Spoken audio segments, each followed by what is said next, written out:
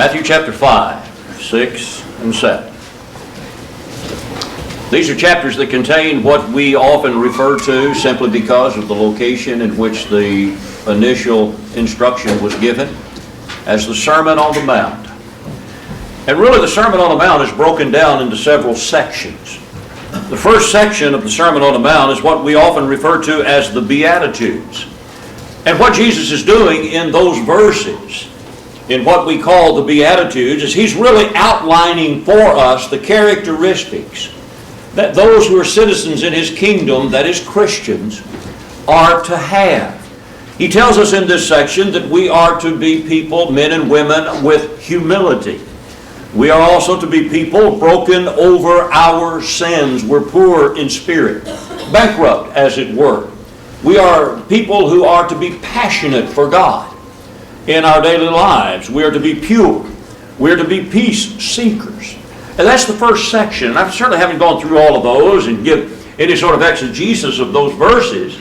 I'm just giving you a highlight of some of the characteristics that the people of God are to have in their lives. And then what Jesus does is very interesting.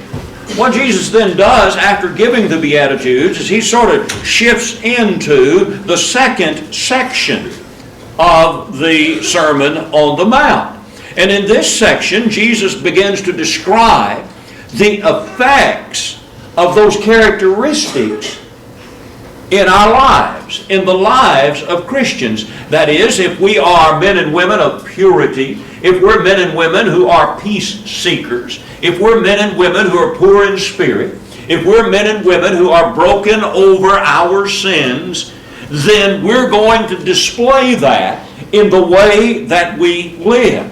And what Jesus does in talking about that display is He says that we're going to reflect that in two ways. And He uses interesting analogies here.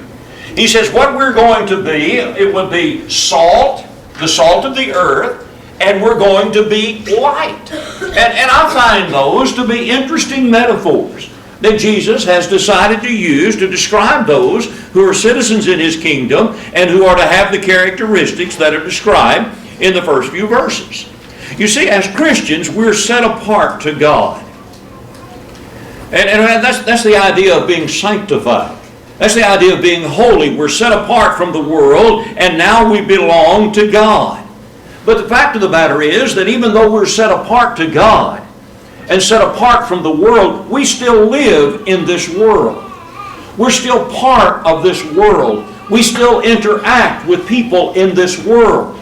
And there's no getting around that. Jesus pointed out in His prayer in John 17, and we'll get to this a little bit later in our study, but Jesus pointed out in verse 16 of John 17 that though we are in the world, we are not of the world. Well, in order to be set apart from the world and not be of the world, and by the way, that doesn't mean that we're isolationists. That doesn't mean that we are to somehow be shielded from the world. That doesn't mean somehow that we live as monks in a monastery. And you know, I know there are people who try to do this.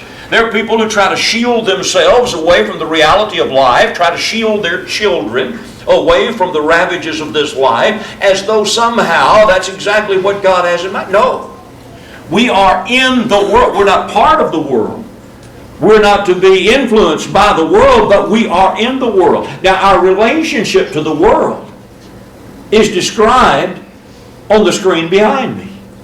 Our relationship to the world, no, we're not part of the world. Our relationship to the world is that we're the salt of the earth. Our relationship to the world is that we are the light that is set upon a hill. Now what Jesus does here, and this is what I think is so fantastic about this, Jesus uses two of the most common things that would have been seen in every house in the first century in Palestine. Every house would have had salt. Every house would have had an oil lamp, a light. And so Jesus uses these two illustrations to say, hey, you know what? As Christians, as citizens in my kingdom, you are to be salt. And He says, as citizens in my kingdom, you are to be light. Now, what I want to do in our study this evening is I want to focus only upon one of those. I want to focus upon this idea of being the salt of the earth. Let's notice again. In Matthew 5 and verse 13, you are the salt of the earth. Then Jesus adds a warning here. He says, but if the salt loses its flavor, how shall it be seasoned? Now we'll come to that also in just a moment. But I want you to think, and let me say to you, this is not the only place where Jesus says that we are salt. There are a couple of other passages in the New Testament that says pretty much the same thing and really adds a little bit more insight to it. In Mark 9, verses 49 and 50, for everyone will be seasoned with fire. Then he says, and every sacrifice will be seasoned with salt. And how many of us knew that? How many of us knew that the sacrifices in the Old Testament were to always be with salt? Seasoned with salt, is what Jesus said. And we'll look at an Old Testament passage in a moment. Salt is good. But he says, if the salt loses its flavor, how will you season it? Have salt in yourselves, and be at peace with one another. And then over in Luke 14, salt is good, but if the salt has lost its flavor, how shall it be seasoned? It, that is the salt, is neither fit for the land nor for the dunghill, but men throw it out. He who has ears to hear, let him hear. Jesus said if something happens to this salt, it's not even fit to be used for fertilizer. And it's something you're not going to spread on your field. He said it's going to be trampled underfoot. It will be used as a pathway. But I'll tell you, this analogy to me is at least very interesting.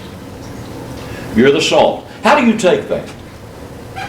When you think about Jesus saying to you as a disciple, Levi, you're salt. Or Noah, you're salt. Judy, you're salt. And when we think about that, how does that strike us? Does it strike us as being a compliment? But you know it is. Jesus is really giving a compliment here. When he says that we are salt, he's complimenting us, but at the same time, he's issuing to us a challenge. And so what makes it interesting is not only that it's a compliment, and not only that it's a challenge, but he's also doing this in a way that makes it very symbolic.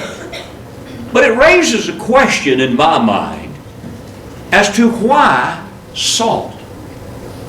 I can understand light. I can understand being the light that people look at. As a matter of fact, and you go back to Matthew chapter 5, and you're going to find verses 14 and 15 and 16, that he gives an explanation about the light. He says, you're the light of the world. A city that is set on a hill cannot be hidden. I can kind of understand that analogy. Nor do they light a lamp and put it under a basket or under the bed, Luke 8 and verse 16, but on a lampstand, and it gives light to all who are in the house. I can understand that analogy. And verse 16, let your light so shine before men that they may see your good works and glorify your Father in heaven. So that's an illustration that's pretty easy for us to comprehend and understand. But why salt? Why would he use that? Now, I know that it was very commonplace in the first century, but why would Jesus use salt? Well, there could be several reasons behind that. One, salt was a preservative then as it is now. And this is the reason that it was offered in the meat sacrifices in the Old Testament to which Jesus referred. And so maybe that's behind the use of salt. Or it could be the fact that salt was also used as an antiseptic for newborns. Do you realize that Jewish babies were rubbed in salt after their birth, according to Ezekiel 16 and verse 4? And so it was something to toughen the skin and to be used as a purifying antiseptic. Maybe that was behind the Lord's use of salt. Or it could have been the fact that it was used for seasoning. Job said in Job 6 and verse 6, you can't eat loathsome food without salt. You can't, like there's no taste in the white of an egg, Job goes on to say. And so it's going to take some seasoning, and salt did that. And so perhaps that is one of the reasons why this analogy has been used.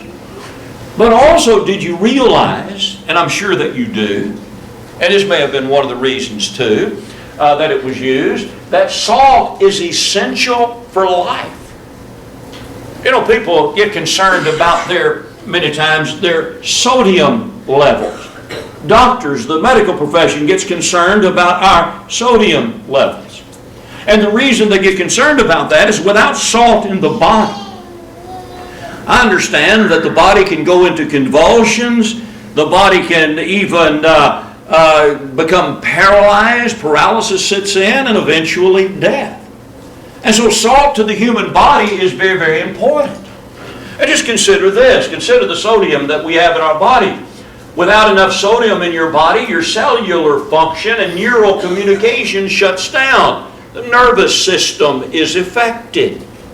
It's unable to communicate with itself. Sodium is critical for the absorbing of certain nutriments from the digestive tract, and it allows molecules that couldn't otherwise pass through the membrane to cross. Sodium is very, very important, so says the anatomy of physiology. And so we can see the need for sodium. And I don't know, maybe Jesus had this in mind when he uses this terminology that you are the salt of the earth. You ever stop and think about how salt and the use of the word salt has found its way into our everyday vernacular? It's become part of our vocabulary. It's become part of our lexicon. And it may be due to the way that Jesus uses it in the Scriptures. You think about this. You hear about people talking about, well, he's sure worth his salt. Where did that come from? What does that mean when somebody says he is sure worth his salt? Well, what you need to understand is salt at one time was used because of its value for payment. People were paid in salt. Salt would be traded ounce for ounce with gold. And so when someone, as a matter of fact, the word salary comes from the Latin word for salt. And so people recognize the value. And so that found its way into our lexicon. And we talk about the value that someone may have, and we talk about, well, he's sure worth his salt.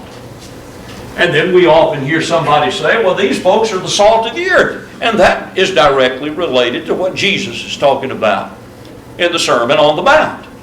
It's really talking about someone's character. It's describing someone's trustworthiness, someone's reliability. That person is just a salt of the earth. Then we hear salt used in salty language. Talking like a sailor here. He's got that salty language. Those are salty words that he's speaking. Well, that's kind of an interesting etymology. It's sort of an interesting evolution of the word. Because, you see, salt is an irritant. And when you talk about salty language, it initially meant irritating language, aggressive language, and finally it come to mean offensive language. But again, it goes back to the salt that Jesus uses to describe Christians. And then there are those who talk about, the tickets to that ball game, they were salty.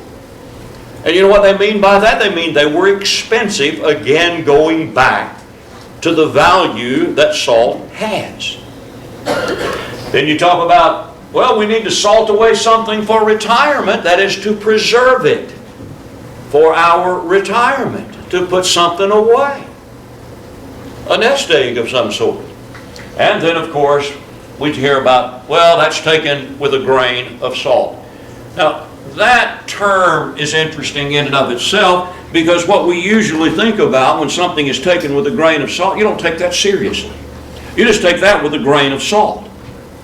But the origin of that phrase, really they say there's two things, but I think the most obvious one was that, certain foods were more easily swallowed when it had a dash or a pinch or a grain of salt.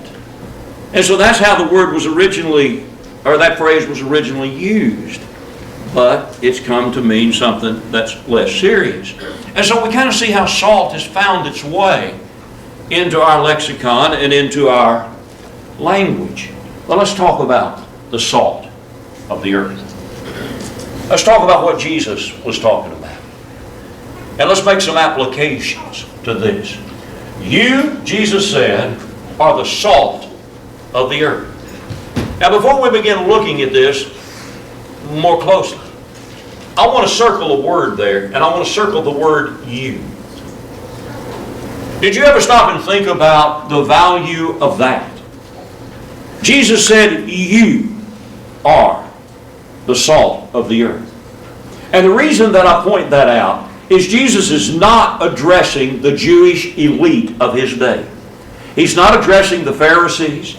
He's not addressing the keepers of the temple. He's not addressing the Sadducees. He's not addressing the Jewish elite and Sanhedrin council.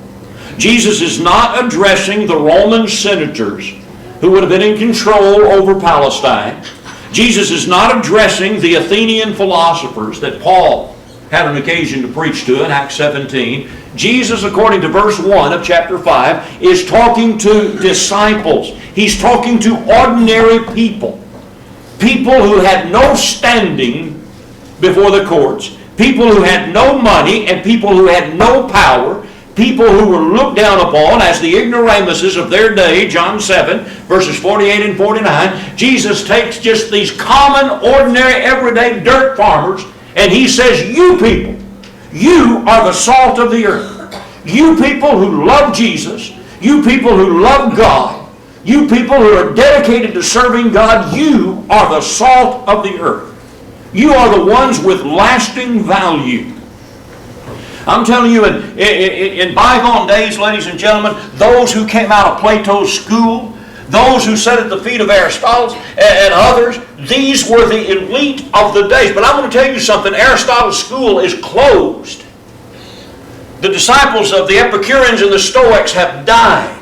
The philosophers who were raised at the feet of Socrates and others, they're long gone. You know what survived? Christianity survived.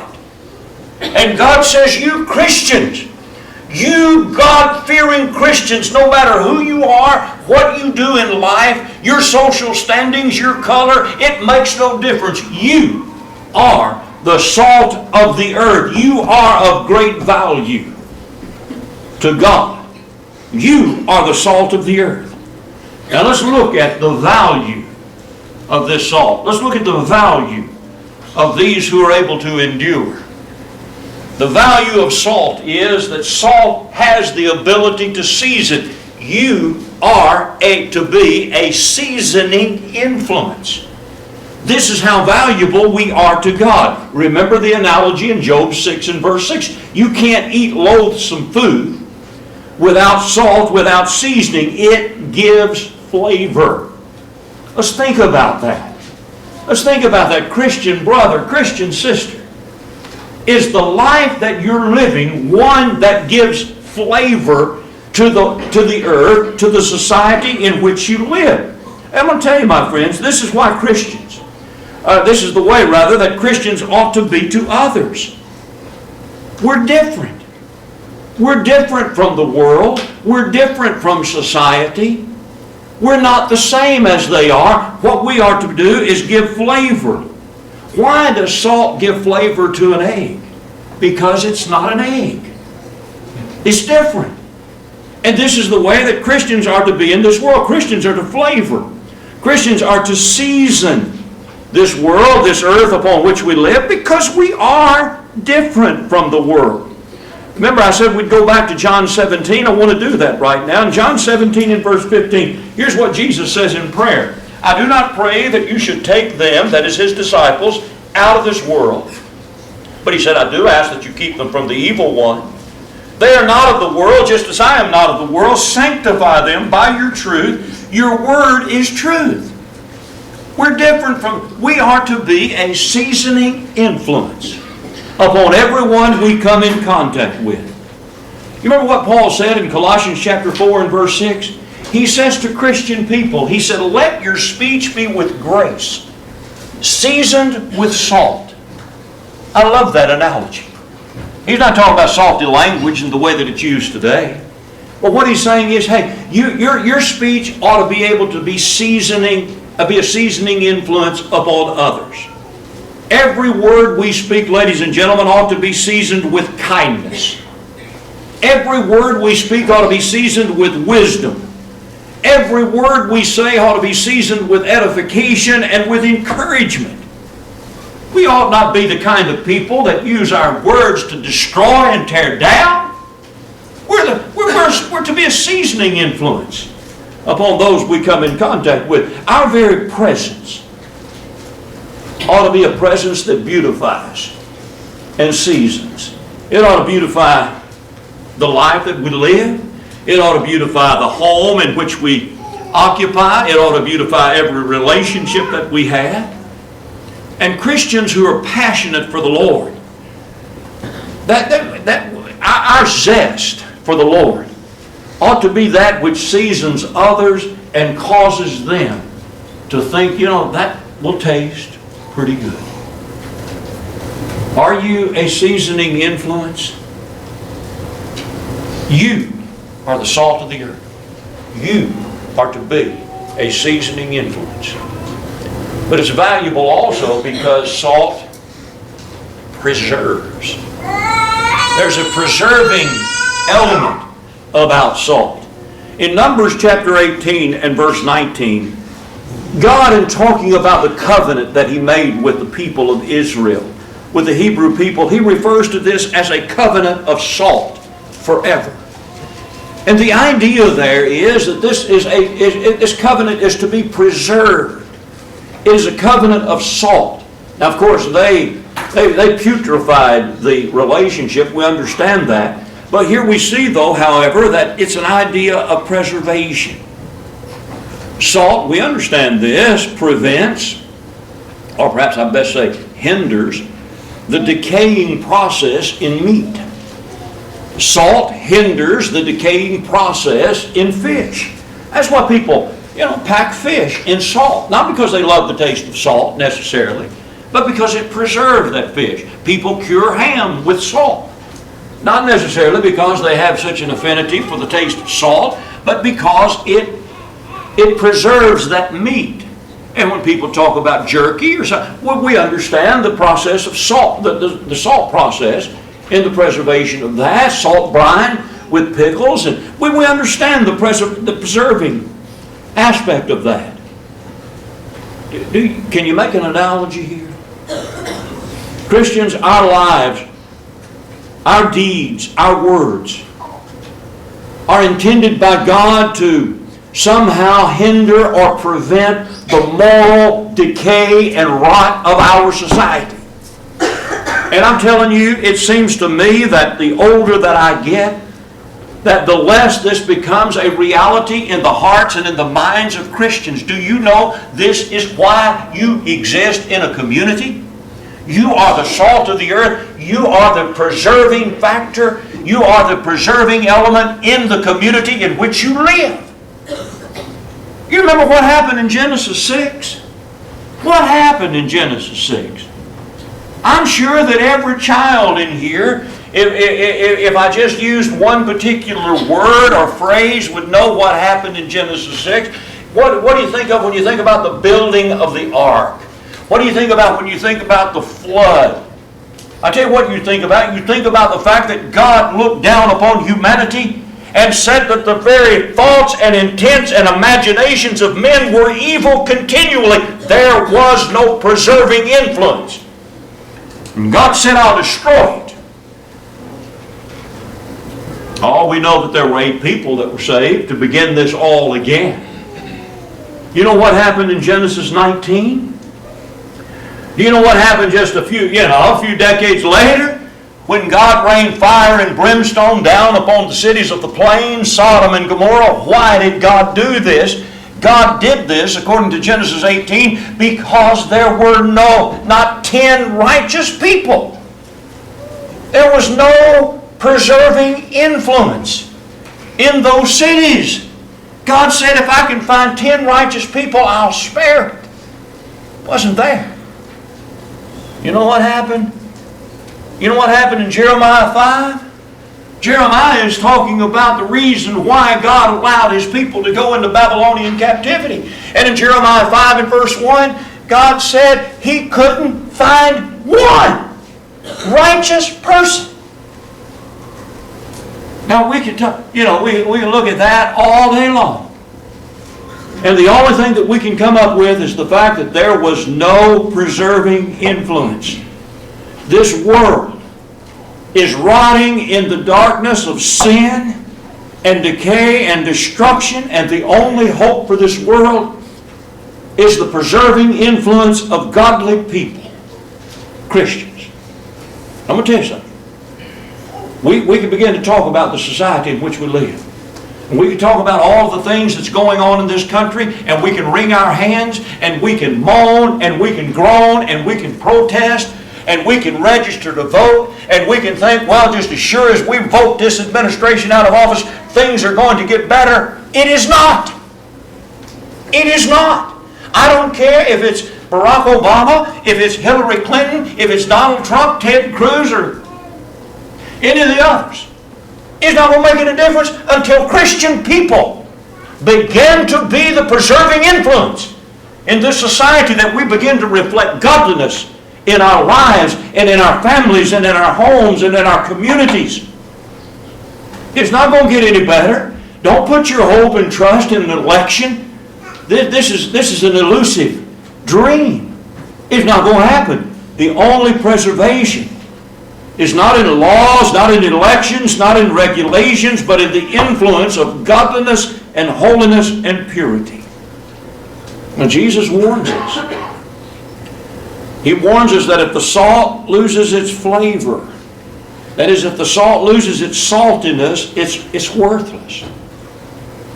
And people look at that and say, well, I don't understand that, because actually salt literally cannot lose its saltiness. It's always going to be salt. But what's really interesting about that is Jesus walked the shores of the Dead Sea, I'm confident.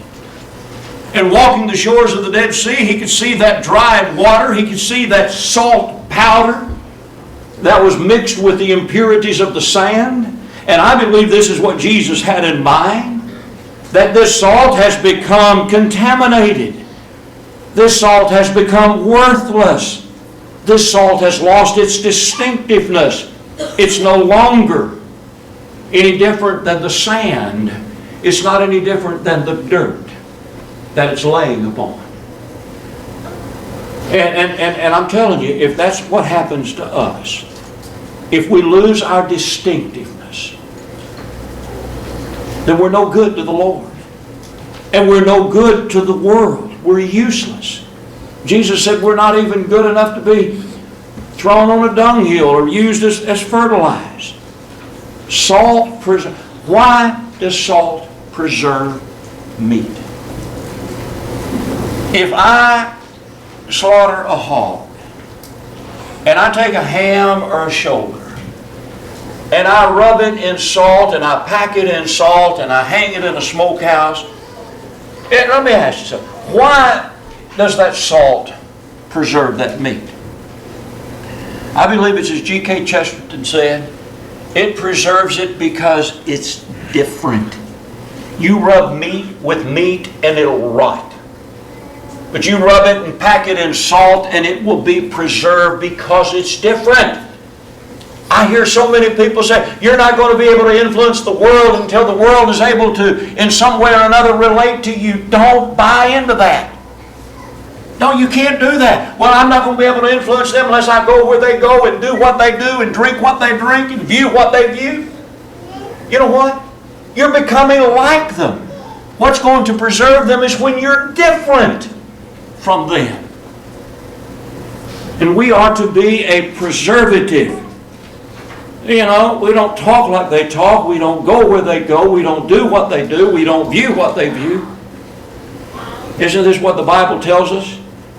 Did the Bible tell us to, in 2 Corinthians 6 and verse 17, come out from among them and be separate? Paul in Romans 12 and verse 2. Be not conformed to this world, but be transformed Be different. Become that preservative. You are the salt of the earth. You, common, everyday, ordinary, lovers of God, you're valuable to me because you're a seasoning influence to this old world. You're a preservative to this old world. But you know what? There's another value to salt that sometimes we don't think is all that valuable. But you know, salt also irritates. You ever hear the phrase, rubbing salt in the wound? You know what that means? I think you do. You ever get a paper cut and then you accidentally get some salt on that paper? Ooh, man, does that burn. And it burns because it's an irritant. It stings. Don't you think sometimes we're afraid of being an irritant? Don't you think the world has beaten us into being cowards, of being an irritant to people? We don't want to sting them. We don't want to irritate them by being distinctive. I don't want somebody thinking I'm holier than thou. I don't want somebody to think I'm better than anybody else. And so, you know, I just don't want that. Because if I do that, that's liable to irritate them. That's liable to... Wait a minute. Well, hold on a minute. What was it Paul said to the Galatians? Have I become your enemy? Because I tell you, truth will sometimes irritate. Truth will sometimes sting. And this is how we are to be as salt. Sometimes we're going to be irritants. There's no question about it. But God calls upon us to do that. Remember, Jesus said in John 15 and verse 18, remember, if the world hated me, it will hate you. And it will. Woe is unto you when all men speak well of you. You're not irritated. You're not being salt. Salt is going to irritate. I'll read in Acts chapter 7 when Stephen was preaching. God bless him. God bless him. Stephen was preaching and he was just laying it down. He was just laying it right out straight. This is what God says. This is what you've done. These don't line up together. And you know what? When he got done, those words stung. They were cut to the heart. Acts 7 and verse 54. But you know what? Old Stephen was salt. He was the salt of the earth. And if we're going to be like Jesus, and we're going to be like Stephen, and we're going to be the salt of the earth, and yes, we're going to sometimes irritate. That's the way the salt works. But then we also must recognize that the value of salt is that it will cause thirst. You hear people talking about, well, you can lead a horse to water, but you can't make him drink. I'll tell you how you can. Put a lot of salt in his feed, and he'll drink. People who show animals, they'll tell you that. You get an animal that looks a little, gaunt or whatever, you want to kind of make him fill out a little bit, put some salt in his feed, and drink a lot of water. Well, that's what salt does. Salt is able to create thirst. And this is, I know this is kind of a, sometimes we think it might be a humorous or silly illustration. But that's the way, we're to live in such a way that we cause people to be thirsty for the Lord. Are you creating thirst? You look at Jesus in John chapter 4. What did Jesus do when he encountered the woman of Samaria? Jesus, in that very brief encounter with the woman of Samaria, he created in her a thirst for the waters of life. And it so invigorated her that she ran off to her village, brought the whole village down there to see Jesus. What did Jesus do? He created in her a thirst by both his teaching and his interaction with her. And think about Philip in Acts chapter 8. We talk about the Ethiopian who said to Philip in verse 36, wait a minute, Philip, see, here's water. What hinders me from being baptized? Why in the world would that man say that? We said, why? Philip was teaching him the gospel. Yes, he was. He went to Isaiah 53 and taught him at that point the Lord Jesus. There's no question about that. But I'm going to tell you something. That man never would have said, see, here's water. What hinders me from being baptized? If Philip had not created a thirst in him for salvation.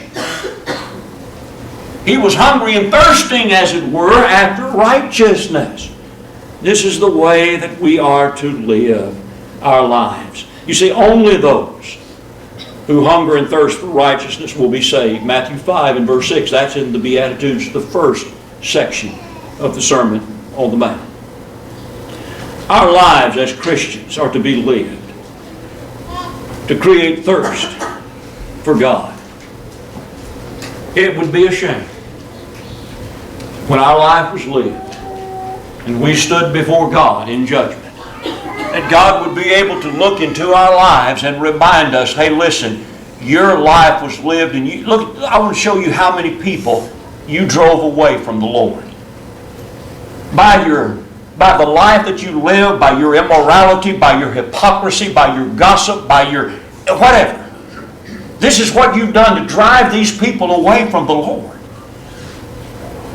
God says that we're to live in such a way as the salt of the earth is to create that thirst. Not be an impediment by our complaints and our worldliness and our unkindness, but rather we're to live so as to create in others a desire to be better. You're the salt of the earth. I began a circling a word.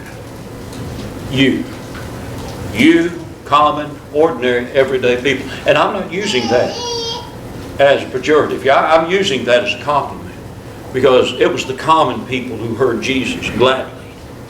And I'm just so thankful that I'm part of that common people. But I want to close by circling another word, and that's the word earth. Jesus said, you who love me, you're the preservative, you're the seasoning influence, you're the irritant, and you are to create thirst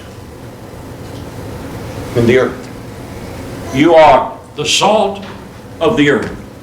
Now I'm going to tell you what he didn't say. He didn't say you're the salt of the church. Do you realize that most religious activity occurs within the confines of these walls? Our Bible study, our worship, our group meetings. Most of our religious activity occurs within the confines of these walls, the walls of a church building. Jesus didn't say, you are the salt of the church. He said, you are the salt of the earth. In order for us to do any good, in order for us to create any thirst, cause any irritability, be any preserving influence, or to be any seasoning influence, we have got to create it outside the walls of this building. You know, we got to get out where the people are. We've got to interact with the people. You know, we've got to go where they are. Jesus was condemned by being, Matthew 11 and verse 19, a friend of sinners. That doesn't mean he condoned their sin. That doesn't mean that he overlooked their sin. It meant that he went to where they were so that he could influence. He came to seek and to save the lost. I'm going to tell you something. The world's not going to be drawn to us because we got a sign out in front of our building. The world's not going to be drawn to us because every Sunday we break bread and drink fruit of the vine. Observe the Lord's Supper. That's not going to draw the world in here. The world's not going to be drawn to us because we sing without using an instrument of music. That's not what is going to be a preserving influence in the world. I'll tell you what it's going to be. It's going to be by being the salt of the earth. By loving Him. And by loving others. And by loving the lost. This is what's going to draw people to the Lord. Salt only works when it makes contact. Now let me ask you a question. I want you to think about your neighbor. I don't know where your neighbor would be. Maybe across the street, next door to you, behind you, down the road, whomever. But I want you to think about your neighbor this evening. Do you know your neighbor well enough that you would invite your neighbor in for lunch? If you don't know your neighbor well enough to invite your neighbor in for lunch, then I would say the chances are excellent that you don't know your neighbor well enough to influence that neighbor to the Lord. You are the salt of the earth. But if the salt has lost its saltiness, Jesus said it is good for nothing. What we need to do is examine what it is that we're about when claiming to be Christians. Are we the salt of the earth? If we are to have those characteristics that are listed in the Beatitudes, then they're going to be lived out in our lives as the light that you don't put under a bed, you set on a hill. And we're going to be that salt. We're going to season, we're going to preserve. Yes, sometimes we're going to be irritants, there's no question about that. And we're going to create a thirst for the Lord Jesus Christ. What about you tonight? Are you a Christian? Have you obeyed the gospel of Jesus Christ? Have you confessed your faith in Him? Been immersed in water for the remission of your sins based upon your repenting of those sins? Now is an excellent opportunity to get serious about this thing we call Christianity and become that preserving influence. It may just begin with your family, and then it may extend into an extended family, and perhaps eventually into a community. If you're not a Christian tonight, why don't you become one? If you're a Christian that's just dabbled in this, you haven't been serious, get serious about this. And let's see what we can do for the cause of Christ, because we are the salt of the earth. If you're subject to the invitation, why don't you come right now? Together we stand as we sing.